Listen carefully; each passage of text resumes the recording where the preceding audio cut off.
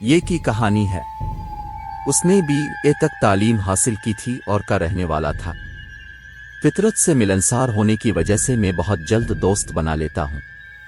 मुझे फेसबुक पर एक दोस्त मिला।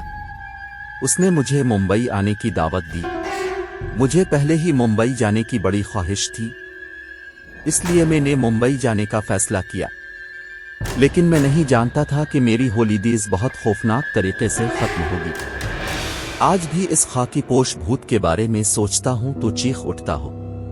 मुंबई में मेरे दोस्त ने मुझे रेलवे स्टेशन के करीब अपने घर में रहने के लिए जगह दी। 10 दिन के हॉलीडेज के दौरान मैंने चौपट्टी, महालक्ष्मी मंदिर, गेटवे ऑफ इंडिया जाने का फैसला किया। काम कर रहा था, इसलिए मैंने फैसला किया कि उसके वालिद को लंच देने में उनकी मदद करूं। मैं नहीं जानता था कि मेरे दोस्त के वालिद की यह मदद मुझे बहुत महंगी पड़ने वाली है। मैं रेलवे स्टेशन रोड से टिफिन लेकर जा रहा था। अचानक मेरी नजर खाकी रंग के कपड़े पहने एक आदमी पर पड़ी और मुझे लगा कि वो रेलवे का मुलाजिम होगा। इसकी तरफ देखकर मैंने थोड़ा सा सर हिलाया और उसने भी सर हिलाया।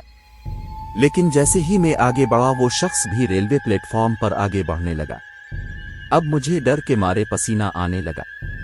मैंने सोचा कि वो ज़हनी तौर पर बीमार है या वो मुझे मार कर लूटना चाहता है। मैंने चलने की रफ्तार बढ़ा दी तो वो आदमी भी मेरे साथ दौड़ने लगा। भागते हुए अचानक उसने एक पत्थर उठाया और उसके दूसरे हाथ में पहले से छड़ी थी।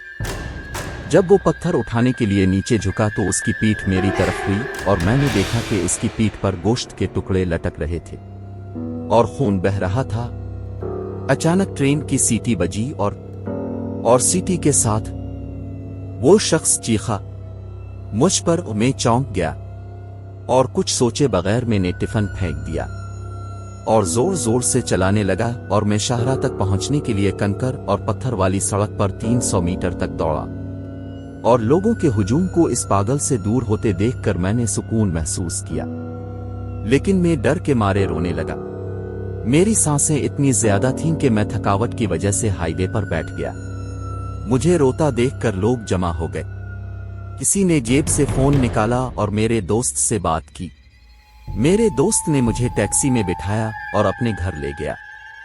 अजय के वालिद ने मुझे इस रेलवे ट्रैक के करीब अक्षय नामी भूत के घूमने के वाक़ये के बारे में बताया।